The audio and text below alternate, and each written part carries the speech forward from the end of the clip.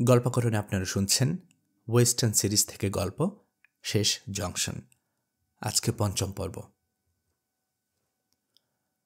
নড়ে উঠল Martin head. চোখ খুলে আবার বন্ধ করে ফেলল। মাথায় তীব্র ব্যথা। দীর্ঘক্ষণ চুপ করে পড়ে থাকল। চিন্তাগুলো জট পাকিয়ে গেছে। আবছা ভাবে মনে আসছে অনেক কিছু। একটা শব্দ শুনতে পেল। কোথা থেকে আসছে বুঝতে পারল না। কয়েক মুহূর্ত পর টের পেল দরজায় টোকা দিচ্ছে কেউই। আবার চোখ মেলল হেড। এতক্ষণে বুঝতে পারল একটা সেলের ভেতরে রয়েছে সে। দরজায় টোকার আওয়াজটা মনে হচ্ছে অনেক দূর হতে আসছে। যেই এসে থাকুক, হাল ছাড়ার বান্দা নয়। এক নাগারে টোকা দিয়ে চলেছে। কটের উপর উঠে বসল হেড। দরজার দিকে ফিরল। এই সামান্য নড়াচড়াতেই মাথার ভেতর দামামা বেজে উঠল। মনে হলো মাথার রক্ত উঠে আসছে। অসুস্থ বোধ করল সে। দুহাতে মুখ ঢেকে কিছুক্ষণ অপেক্ষা করল। বমির ভাবটা কেটে যাবার পর মাথার ব্যথাও কমল। টলমল পায়ে উঠে দাঁড়ালো। সেলের দরজার সামনে এসে দাঁড়ালো। দরজায় তালা। ছোট্ট অফিস রুমে কেউই নেই। বাইরের দরজায় অপেক্ষমান লোকটি অধৈর্য হয়ে উঠেছে। ভেতরে এসো, কর্কশ গলায় চেঁচালো হেড। মাথা ব্যথায় ভ্রু কুঁচকে রেখেছে। মেলভিন ঢুকল অফিসে। দুপুর গড়িয়ে গেছে। আকাশ মেঘলা বলে মনে হচ্ছে সন্ধে নেমেছে। অধৈর্য হয়ে মার্শালকে খুঁজছে পাবলিশারের চোখ। রেগে আছে খানিকটা। মার্টিন হেড গলা শূন্যে তাকালো। বিস্ময়ের ছাপ পড়ল চেহারায়। আমি এখানে, সেলের ভেতর, মিস্টার মেলভিন। বোকা বোকা চেহারায় দাঁড়িয়ে রয়েছে মেলভিন। সামলে নিয়ে বলল, আমি এসেছিলাম একটা খবর দিতে। ব্ল্যাকজ্যাক স্মিথ তার সঙ্গীদের নিয়ে এইমাত্র শহরে ঢুকেছে। ব্রিজ পার হয়ে নতুন শহরের দিকে গেছে।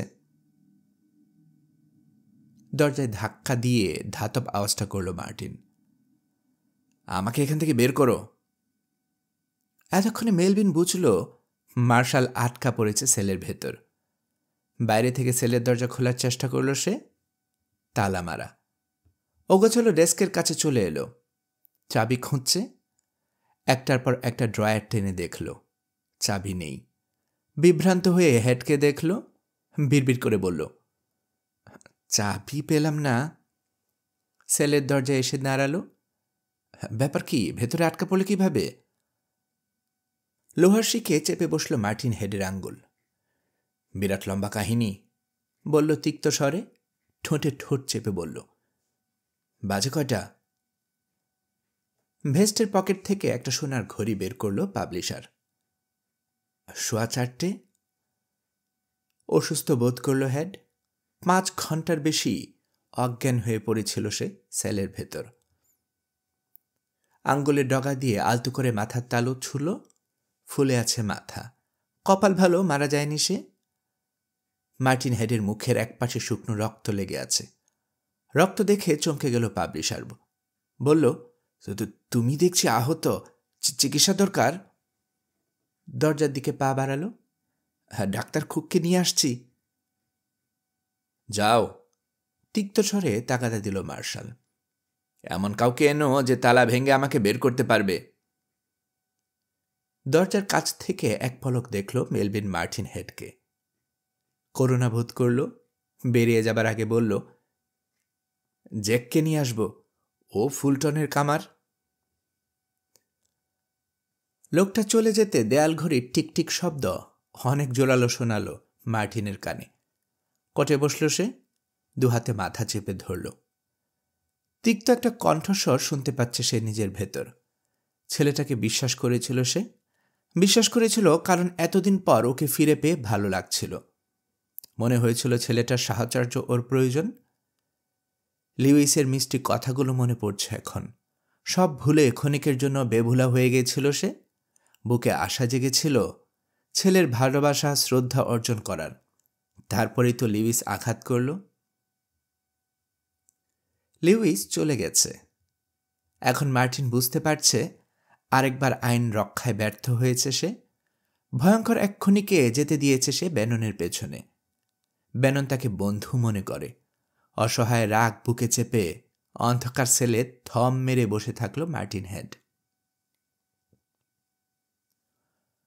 10 বছর পর নিজেকে মানুষ ভাববার একটা সুযোগ পেয়েছিল সে। নিজের ছেলে আর আইনের চোখে শ্রদ্ধার পাত্র হতে পারত। কিছুই হলো না। তবে সময় এখনো আছে, এখনো সব হারিয়ে যায়নি। সেলের দরজার সামনে দাঁড়ালো সে। মেলভিনের ফেরার অপেক্ষা করছে অস্থির হয়ে। মেঘলা আবহাওয়া, বাইরে এখন ঝিরঝিরে বৃষ্টি, জানালার ধুলোময় কাঁচ ঝাপসা হয়ে আছে। হতাশা বাড়ে এমন বৃষ্টি বাদলের দিনে। ছোট্ট অফিসটার চোখ বোলালো হেড। মনটা অতীতে চলে গেল তার। এখান থেকে 1000 মাইল দূরে জন্মেছে সে। সেখানকার কোনো স্মৃতি মনে পড়ে কি পড়ে না। তিক্ত বছরগুলো স্মৃতি একের পর এক ভিড় করল মনে। কেন সে ব্যর্থ হয়েছে, কিভাবে হয়েছে, সব মনে পড়ে গেল একে একে। অনেক মানুষ তার উপর ভরসা করেছিল, তাদের শ্রদ্ধা ধরে রাখতে পারেনি সে। বঞ্চিত করেছে অনেককে। সেই মহিলার কথাই ধরা যাক। তাকে পুত্র সন্তান উপহার দিয়েছিল যে মহিলা, বেটিকে সে বিয়ে করেনি। ছেলেটা বুকের মধ্যে ঘৃণা নিয়ে বড় হয়েছে। প্রত্যাখ্যাত বেটি তার ছেলের মধ্যে বাবার প্রতি কতখানি ঘৃণার বীজ বুনেছিল সেটা এখন বুঝতে পারছে মার্টিন। সন্তান জন্মানোর বছর কয়েক পর ফিরে গিয়েছিল মার্টিন বেটির কাছে। একটা বর্ডার টাউনে বসত গড়েছিল বেটি। অন্য একজন লোকের সঙ্গে সংসার করছিল। মার্টিনকে দেখে টিটকারের হাসি হেসেছিল বেটি, তিরস্কার করেছিল, অভিশাপ দিয়েছিল। তারপর মাতাল হয়ে বেটির প্রেমিককে খুঁজে বের করল মার্টিন। লোকটাকে খুন করেছিল ও। পরে জানতে পারে লোকটার নাম ফ্র্যাঙ্ক কনরি। ফ্র্যাঙ্ক কনরিকে নিজের বাবার জায়গায় বসেছিল তারই ছেলে লিউইস। এরপর লিউইসের সঙ্গে আর দেখা হয়নি এই সেদিন পর্যন্ত। কয়েকদিন আগে লুইস এলো। তার মুখে মার্টিন জানল মারা গেছে বেটি। এখন আর ছোট্ট নেই লিউইস, এমন এক পরিণত মানুষে রূপান্তরিত হয়েছে যাকে সে চেনে না।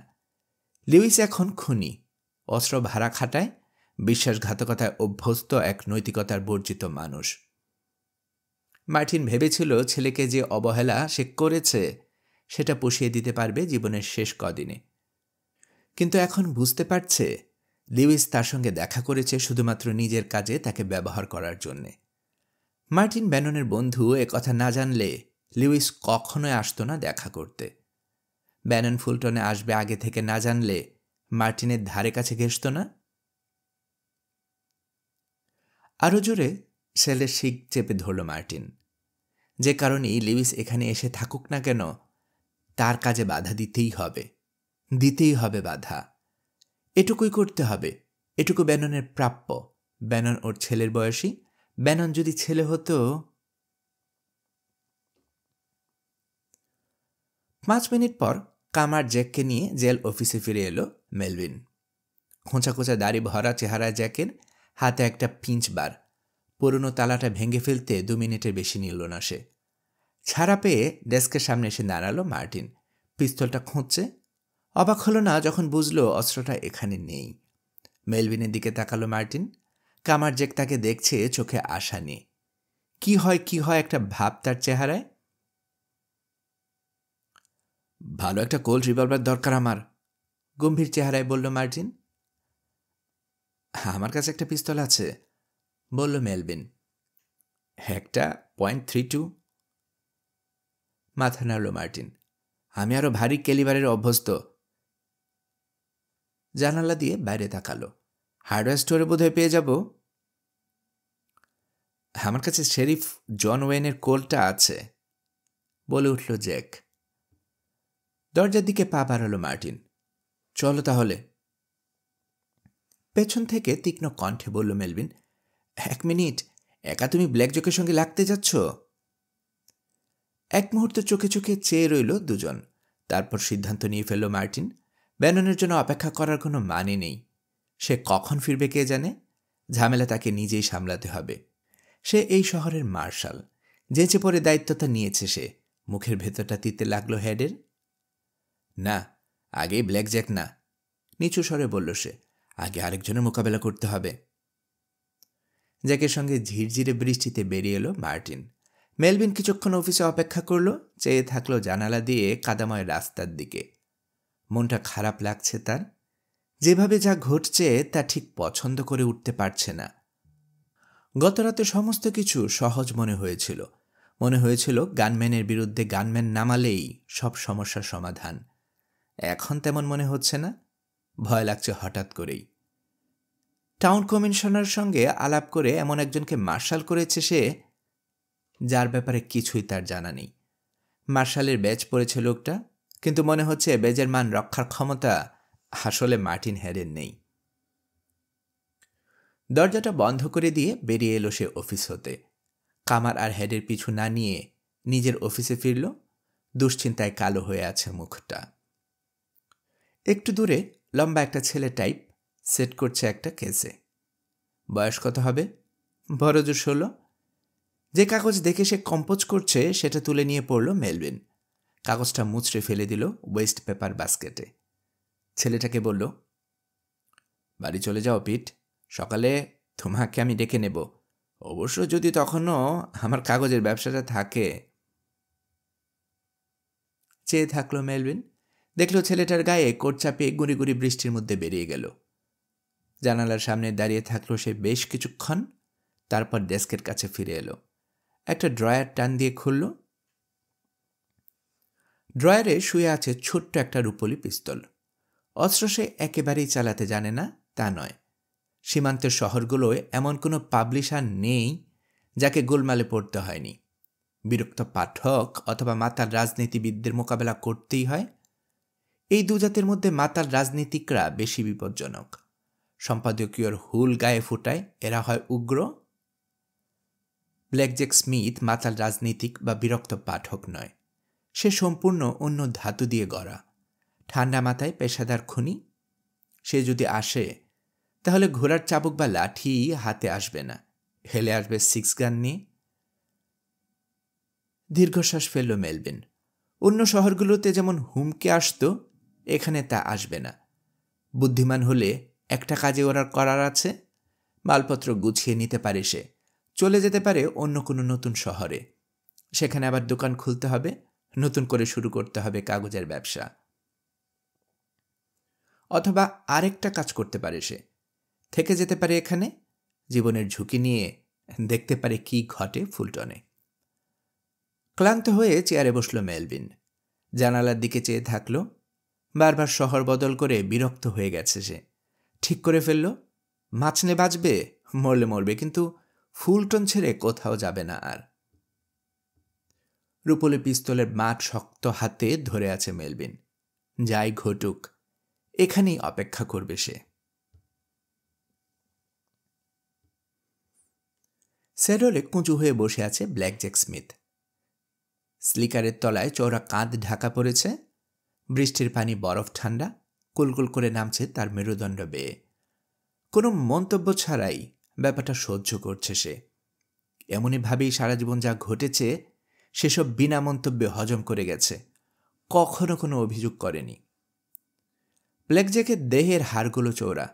6 ফুট উচ্চতার, কোথাও কোনো চর্বি নেই। হাড় আর হাড়ের মতোই শক্ত মাংসপেশি। মনটাও শক্ত। সেখানে দয়ামায়ার কোনো স্থান নেই। একটু ভুল হলো, রূপ স্মিথ ছাড়া আর কারো প্রতি সেখানে কোনো বিশেষ অনুভূতি নেই। ওয়াইওর একটা হার্ড রক ফার্মে তার জন্ম। 14 বছর বয়স পর্যন্ত পেট ভরে খেতে পায়নি সে। তার বয়স যখন 5 বছর, বাবা মারা গেল। দ্বিতীয়বার বিয়ে করল মা। স্বামী একটা কাকতারুয়া, সর্বক্ষণ ভুগছে পিঠের ব্যথায়। জিভ ছোটানো ছাড়া আর সব কাজে সে ছিল অযোগ্য। ব্ল্যাকজ্যাকের যতটুকু মনে পড়ে, তার সৎ বাবা প্রচুর মদ খেত, প্রচুর কথা বলতো, কিন্তু কাজ করতে উৎসাহ বোধ করত না। রূপ জন্মানোর কয়েক বছর পর লোকটা বাড়ি ছেড়ে পালিয়ে যায়। অতি খাটুনিতে মারা যাবার আগ পর্যন্ত একাই 2 ছেলে দেখভাল করল মা। মরার আগে রূপের দায়িত্ব দিয়ে গেছে ব্ল্যাকজ্যাকের হাতে। নিজস্ব পদ্ধতিতে রূপের দেখভাল করছে ব্ল্যাকজ্যাক। রূপের নামের পদবিটা পর্যন্ত তার। এখন তার নিজের বয়স 30। রূপের চেয়ে সে 6 বছরের বড়। রূপের বয়স এখন 28। তবু তার চোখে রূপ আজও 4-5 বছরের একটা বাচ্চা ছেলে। বয়স নিয়ে কখনো ভাবেনি ব্ল্যাকজ্যাক। মা বলেছে ছোট ভাইকে দেখে রাখতে, রেখেছে সে দেখে। ব্ল্যাকজ্যাকের খুনি হৃদয়ে ওই একটা মানুষের প্রতি খানিকটা ভালোবাসা আছে। দ্রুতগতিতে ফুলটনে ফিরছে ব্ল্যাকজ্যাক। দুপাশে দুজন সঙ্গী। ট্র্যাকটাউনের কাজটা ওরা সুসম্পন্ন করেছে। এমনিতেই ফিরছিল, মাঝ রাস্তায় লেফের সঙ্গে দেখা হয়। রূপ গুলি খেয়েছে এই দুঃসংবাদটা লেফই তাকে জানিয়েছে। ব্ল্যাকজ্যাকের বাম দিকের বাদামি চওড়া গম্ভীর স্বল্পভাষী লোকটাই লেফ। ডান দিকে আছে মোটকো বিপস। এমনিতে সে প্রচুর কথা বলতে অভ্যস্ত, কিন্তু আজ রাতে সেও লেফের মতোই চুপ করে আছে। অভ্যেস বসে গে ডগ সেলুনের দিকে যাচ্ছিল ওরা। পেকোস বারের সামনে থেকে হাঁক ছাড়ল রেড। ব্ল্যাকজ্যাক! থামল ব্ল্যাকজ্যাক। তার সঙ্গীরাও কাঠের ছাউনির নিচে দাঁড়িয়ে আছে রেড স্লেটার। এগিয়ে গেল তারা। হো এখনো বেঁচে আছে, তড়িঘড়ি করে বলল রেড। ব্ল্যাকজ্যাকের দেখা দেখি ঘোড়া থেকে নামলো বাকি দুজন। রেডের পিছু নিয়ে সেলুনে ঢুকল ব্ল্যাকজ্যাক। তাকে অনুসরণ করল সঙ্গীরা। বারের সামনে একটা লণ্ঠন জ্বলছে। হলদে মৃদু আলোয় চারপাশ দেখে নিল ব্ল্যাকজ্যাক। ওরা নিজের লোকেরা শুধু সেলুনে আছে, ড্রিঙ্ক করছে নীরবে। কপাল কুঁচকে উঠল ওর। কেউ কোনো কথা বলছে না, কাউকে সে তাকদাও দিল না। সময় এলে যার মুখ খোলা সে খুলবেই, খুলতে বাধ্য। রেডের সঙ্গে দোতলায় চলে এলো সে। ভিকি ক্যান্সের দরজা খুলে একপাশে সরে দাঁড়ালো রেড। ব্ল্যাকজ্যাককে ঢোকার জায়গা করে দিল।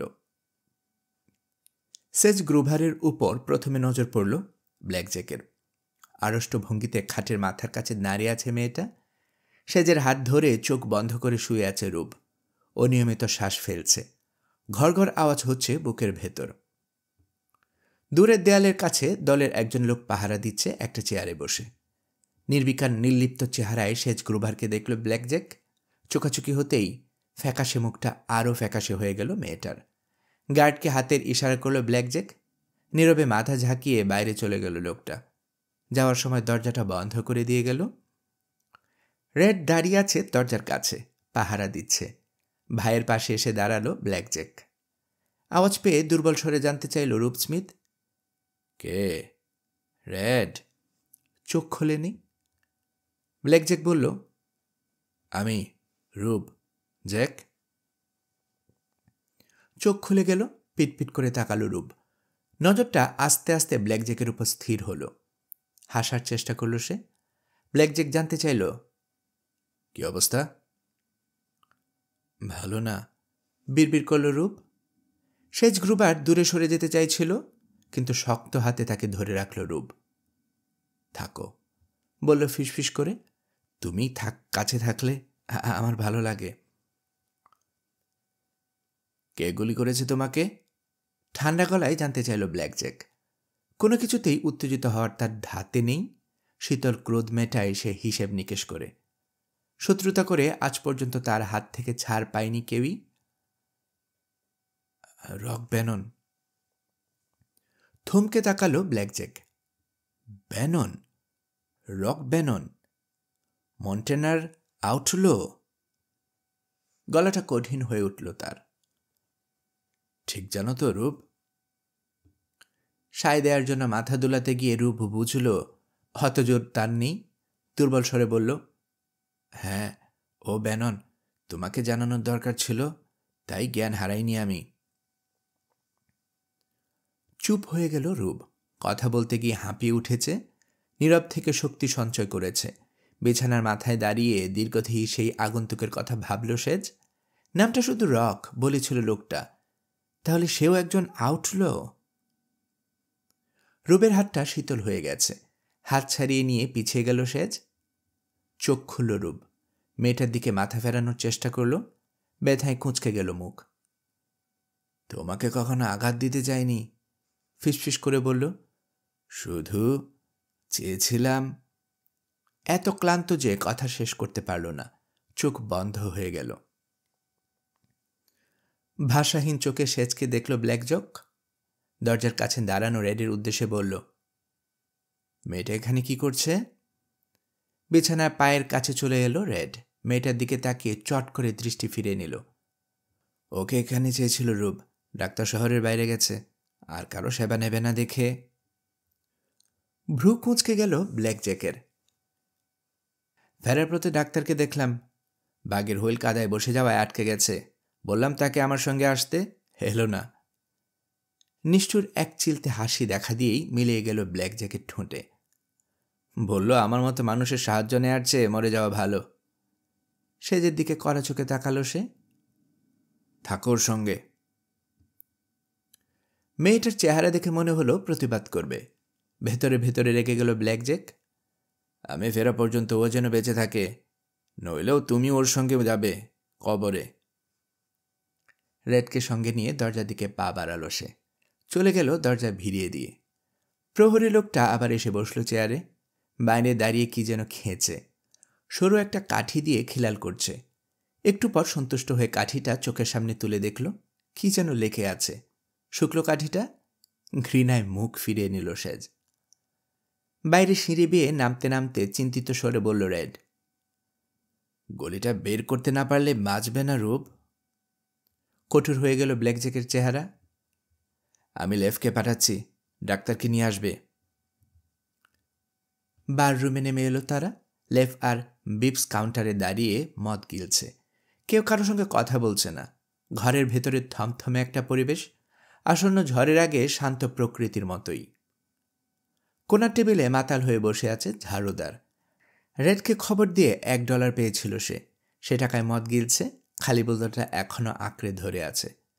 এক পলকে সব দেখে নিল ব্ল্যাক জ্যাক। এখানে কেন? শীতল গলায় জিজ্ঞেস করল। যে মহিলা পোকস বার চালায় সে কই? তার নাম ভিকি ক্যান্স না? মারা গেছে, বলল রেড। ওখান থেকে ঘটনা শুরু বোধ হয়। আস্তে করে মাথা নাড়ল। রূপ বোধহয় ভুল করেছে, রক ব্যাননকে গুলি করেনি। কেন? কপালে ভাঁজ পড়ল ব্ল্যাক জ্যাকের।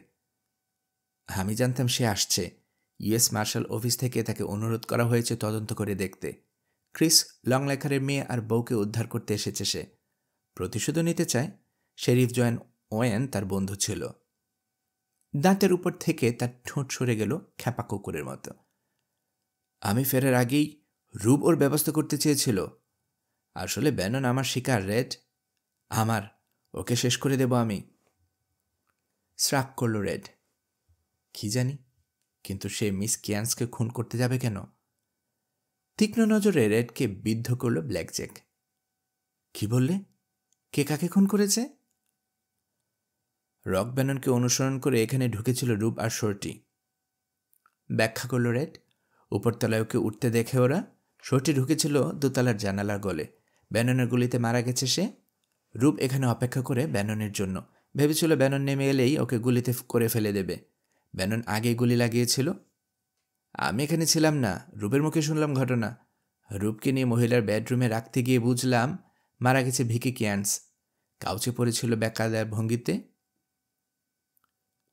গুলি করেছে কেউ? ভ্রু কুঁচকালো রেড। না, অবাক ব্যাপার, কোথাও আঘাতে কোনো চিহ্ন ছিল না। লেফ চুপচাপ মত টানছে। তার সামনে গিয়ে দাঁড়ালো ব্ল্যাক জ্যাক। লেফের মনোযোগের আকর্ষণ করে বলল, আরেক প্যাক খেয়ে ঘোড়ায় চাপবে তুমি লেফ। যে করে হোক নিয়ে আসবে ডাক্তারকে। লোকটা বেঁচে থাকলেই যথেষ্ট।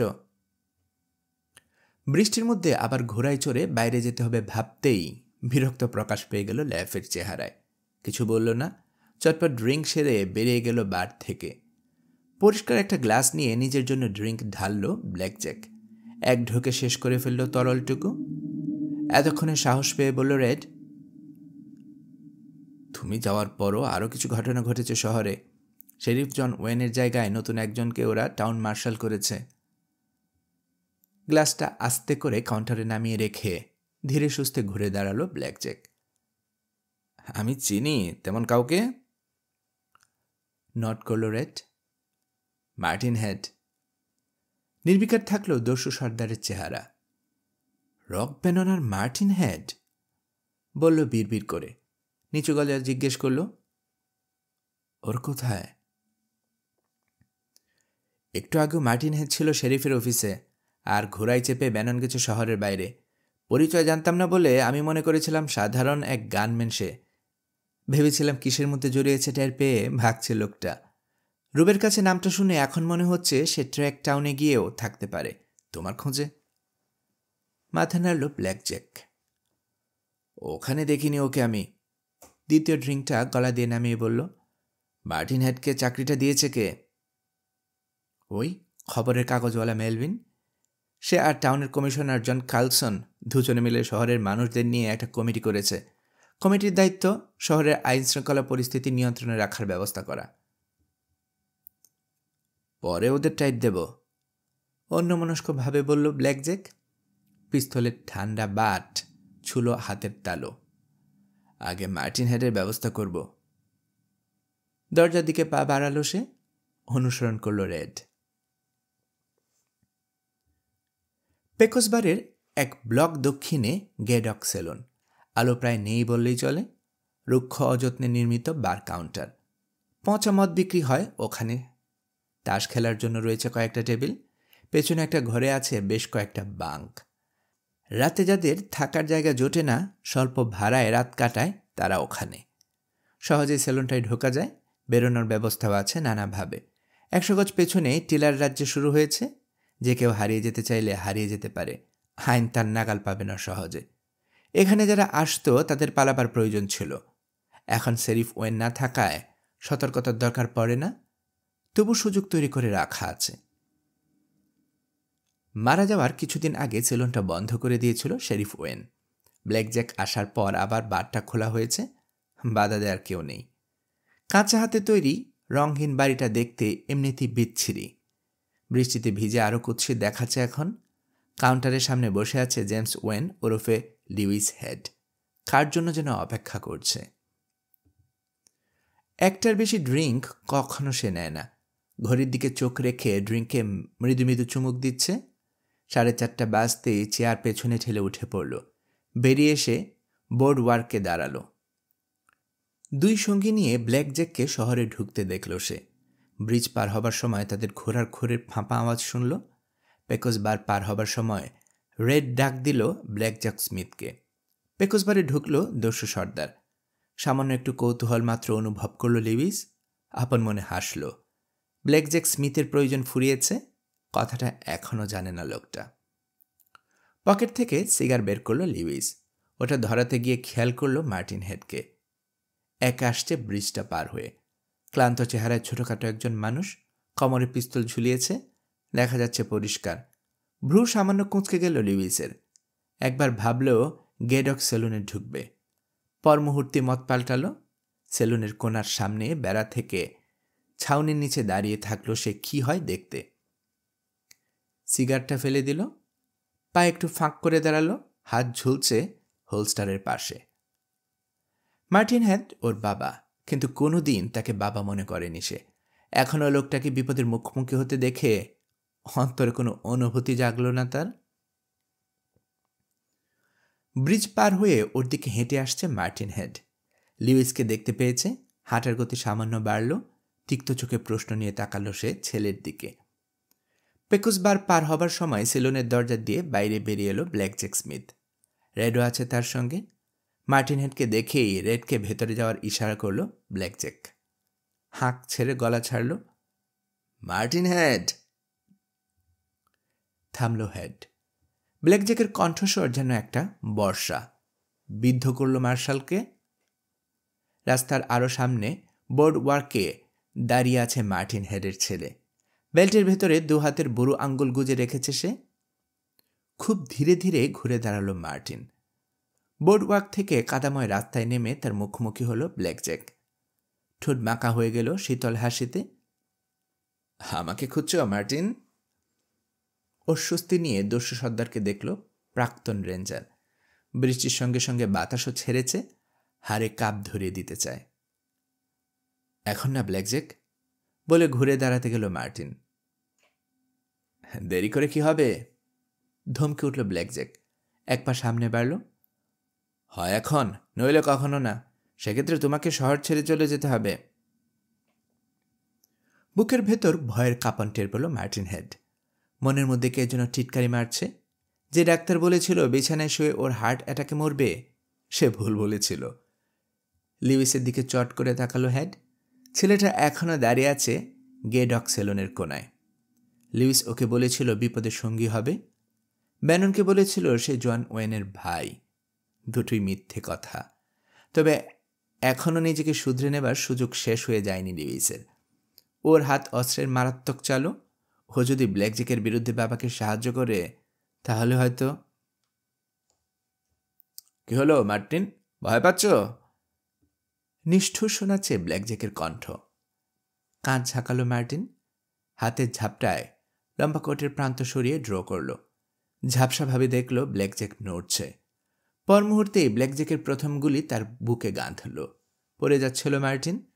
এমন সময় দ্বিতীয় গুলিটা তাকে ঘুরিয়ে দিল। দাঁড়িয়ে থাকার চেষ্টা করল মার্টিন। হোলস্টার থেকে অস্ত্র বের করার চেষ্টা করল। তৃতীয় গুলিটা যে তার মাথার পেছনে চুরমার করে দিল তা টের পেল না। এগিয়ে এলো ব্ল্যাকজ্যাক। উপর হয়ে পড়ে আছে মার্টিন হেডের লাশ। পাশে দাঁড়িয়ে মার্শালের ব্যাচটা খুলে নিল সে। ছুঁড়ে ফেলে দিল রাস্তার কাদায়। এখানে ওখানে উকি মারছে কৌতূহলী মুখ। ওদের দিকে কড়া চোখে তাকালো সে। তারপর ধীরে সুস্থে ফিরে গেল পেকোস বারের ভেতর। কোনায় দাঁড়িয়ে নিলিপ্ত চেহারায় বাবার লাশ দেখল জেমস ওয়েন ওরফে লুইস। একটা সিগার ধরালো, তারপর হাঁটতে শুরু করল। রাস্তার কাদা পানিতে পড়ে আছে মার্টিন হেড। বৃষ্টি গোসল করিয়ে দিচ্ছে তাকে। গল্পকরণে এতক্ষণ আপনারা শুনছিলেন ওয়েস্টার্ন সিরিজ থেকে গল্প শেষ জংশনের পঞ্চম পর্ব। আমি নিয়মিতভাবে গল্প পাঠ করে আপনাদেরকে শোনাচ্ছি। গল্প পাঠ ভালো মনে করে থাকলে আমার এই গল্পটি আপনার বন্ধুবান্ধব প্রিয়জন সবার কাছে শেয়ার করবেন, তাতে করে তারা এই গল্পটি শোনার সুযোগ পাবে। আপনারা ভালো থাকবেন সে প্রত্যাশা এখানে বিদায় নিচ্ছি।